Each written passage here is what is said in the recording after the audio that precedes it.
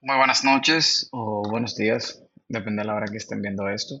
En el día de hoy vamos a hablar un poquito del ciclo de Krebs y todo lo que tenga que ver con sus interacciones, las reacciones y dónde ocurre todo este ciclo tan complejo que no importa en el periodo de nuestra vida profesional que estemos, siempre vamos a escuchar de él.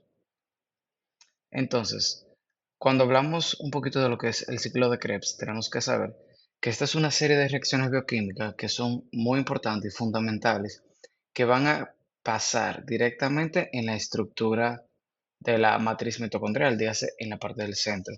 Esto es crucial, sobre todo para la producción de ATP, que es la principal fuente de energía celular, que mediante procesos como la oxidación del acetil-CoA, derivado de carbohidratos, grasas y proteínas, va a poder generarse esta ATP.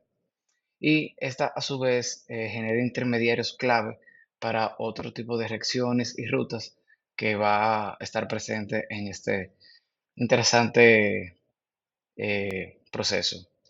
Entonces, cuando hablamos un poquito de lo que sería la estructura y localización, debemos saber que el ciclo ocurre principalmente en la matriz mitocondrial, que vendría siendo la parte central en este diagrama un poquito amarillito, en la parte central donde vemos como esas bolitas que vendrían siendo las interacciones moleculares.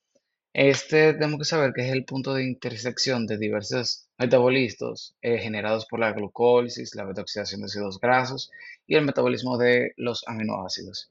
Entonces vamos a tener diferentes tipos de resultados, como es la generación del NADH, del FADH2 y del ATP, que en el ciclo es esencial para lo que sería la fosforilación oxidativa y la producción de energía celular.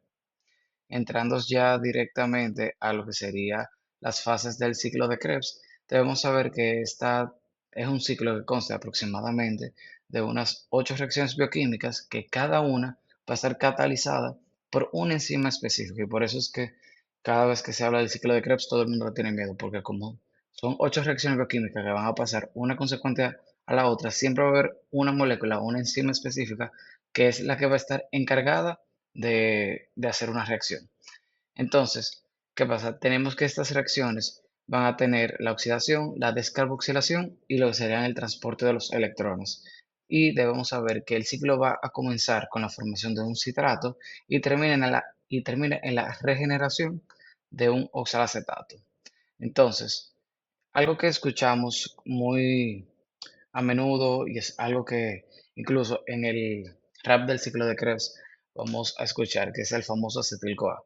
Y debemos saber que esto no es más que una molécula que le va a dar la entrada al ciclo y esto va a provenir de la glucólisis, de la beta-oxidación de ácidos grasos y del catabolismo de los aminoácidos, que esta con la combinación con el oxalacetato va a dar lugar a un citrato que va a marcar el comienzo de todo lo que sería el ciclo.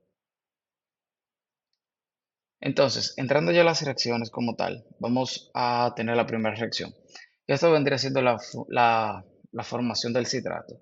Debemos saber que el acetil-CoA, como dice el famoso RAP, se va a condensar con el oxalacetato para formar el citrato bajo la acción de la enzima citrato sintasa. Quise rapearlo, pero no me salió. Entonces, básicamente aquí vamos a ver la fórmula bioquímica de cómo se podría observar de cómo el acetil-CoA se va a condensar para formar ya directamente lo que sería el ácido cítrico o el citrato. La segunda reacción, que es la isomerización del citrato, eso se va a convertir en isocitrato, porque, perdón, el citrato se va a convertir en isocitrato mediante la acción de una enzima aconitasa y este sería como el paso para una isomerización. Y este paso prepara el citrato para descarboxilación, que más adelante vamos a estar hablando un poquito de esta. La reacción número 3 vamos a tener que esta es la descarboxilación del isocitrato que estamos hablando anteriormente. Entonces, ¿qué pasa? El isocitrato se va a oxidar y luego de que se oxida se va a descarboxilizar para formar lo que sería el alfa-cetoglutarato, que y este alfa-cetoglutarato va a liberar CO2. Esta reacción va a estar catalizada mediante una enzima que es la isocitrato deshidrogenasa y esto es un paso importante, súper clave en lo que sería la regularización o la regulación de todo lo que sería el ciclo. Como pueden ver acá en la fórmula, tenemos que se van a unir y mediante la enzima eh, esencial de este paso, de esta reacción, que es la isocitrato deshidrogenasa, se va a liberar tanto lo que sería el CO2 y también se van a desprender moléculas de hidrógeno. Entonces, en la reacción número 4 o la descarboxilación del alfa-cetoglutarato, vamos a tener que esto se va a convertir en, especialmente en succinil-CoA mediante la interacción del, mediante la interacción con el alfa-cetoglutarato deshidrogenasa, se va a liberar el CO2 y entonces en este paso va a ser súper importante ya directamente para lo que sería la producción del GTP o el ATP en algunas células en específico. Entonces, cuando hablamos de la generación del GTP, vamos a tener el GTP o ATP, vamos a tener que el succinil-CoA se va a convertir directamente en lo que sería un succinato en una reacción que va a producir GTP o el ATP, como comúnmente lo conocemos, en algunas células y a través de la acción de lo que sería el succinil-CoA sintetasa.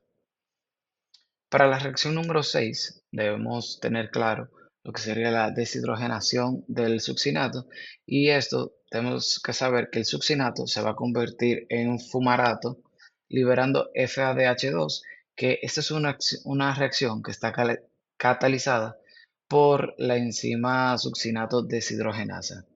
Entonces, el FADH2 generado es crucial para lo que sería el transporte de electrones. Aquí podemos ver cómo la interacción con el succinato deshidrogenasa, podemos ver que tenemos el FAD y esta cadena de hidrógeno va a estar interactuando para poder dar el FADH2. Cuando hablamos de la número 7 de esta, vamos a hablar directamente de lo que sería la hidratación de fumarato, que el fumarato se va a convertir directamente en malato mediante la adición de agua en una reacción que va a estar catalizada especialmente por la fumarasa. Entonces, la famosa generación de NADH, tenemos que saber que el malato se va a oxidar para formar el oxalacetato. Esto va a liberar el NADH y va a estar catalizado por la enzima malato deshidrogenasa. Debemos saber también que el oxalacetato va a regenerar el ciclo para comenzar todo nuevamente y por eso se dice que el NADH es como quien dice la molécula de energía que va a estar muy de la mano para lo que sería ya directamente a la producción de todo lo que sería el ciclo de Krebs nuevamente. Entonces, cuando tenemos todo esto pasa dentro de la mitocondria, ¿verdad? Entonces, debemos saber que el ciclo de Krebs es un ciclo continuo, continuo, continuo, y por ende, cada vuelta que se vaya a dar va a estar relacionada con la producción y con el resultado de tres moléculas de NADH, una especialmente de FADH2, una de ATP, dos de CO2 y la regeneración de lo que sería el oxalacetato. Cuando hablamos un poquito ya de lo que sería la regulación del ciclo de Krebs, tenemos que saber que eso está principalmente regulado por la isocitrato deshidrogenasa, la citrato sintasa y la alfa-cetoglutarasa deshidrogenasa. ¿Qué pasa? La retroalimentación negativa puede pasar por altos niveles de ATP y de NADH y esto va a inhibir lo que sería la producción del ciclo. Cuando el ADP y el AMP van a actuar, perdón, directamente como activadores en condiciones de baja energía celular. Entonces, tenemos que saber que, por ejemplo, como hay enzimas directamente que van a estar asociados a las vueltas del ciclo de Krebs, podemos ver aquí en el diagrama cómo se pueden ver relacionados directamente lo que sería un sustrato que va a entrar, o sea, tenemos por ejemplo la enzima. La enzima va a tener un sitio activo, que este citrato, si por ejemplo se puede unir y puede formar el resultado que estamos buscando, pues entonces se va a liberar el producto. ¿Qué pasa? Podemos tener un sustrato competitivo, porque podemos tener dos sustratos y el que mejor va a ser, o más bien, o perdón, el que mejor puede ser, no, va a haber uno que puede ser, como quien dice, el que le puede hacer competencia, el que puede llegar primero y puede hacer una liberación de otro tipo de producto. Entonces, cuando hablamos de la conexión del ciclo de Krebs con la cadena de transporte de electrones, tenemos que saber que es muy importante que los productos del NADH y del FADH2 generados en este ciclo van a ser transportadores de electrones que van a alimentar esta cadena de transporte en la mitocondria. Y también tener muy pendiente que el gradiente electrobioquímico o electroquímico generado va a impulsar lo que sería la ATP sintetasa para poder producir el famoso ATP. Entonces, debemos que saber que hay también patologías que están asociadas directamente a lo que sería el ciclo de Krebs, dentro de las cuales, o más bien vamos a hablar primero de lo que serían las enfermedades mitocondriales. Estas enfermedades van, van a estar relacionadas a lo que sería una deficiencia del succinato deshidrogenasa o la alfa-cetoglutarato deshidrogenasa que van a afectar directamente a la función del ciclo y la producción de ATP. Estas condiciones es muy importante que saber que van a causar enfermedades neuromusculares, trastornos metabólicos y disfunción orgánica.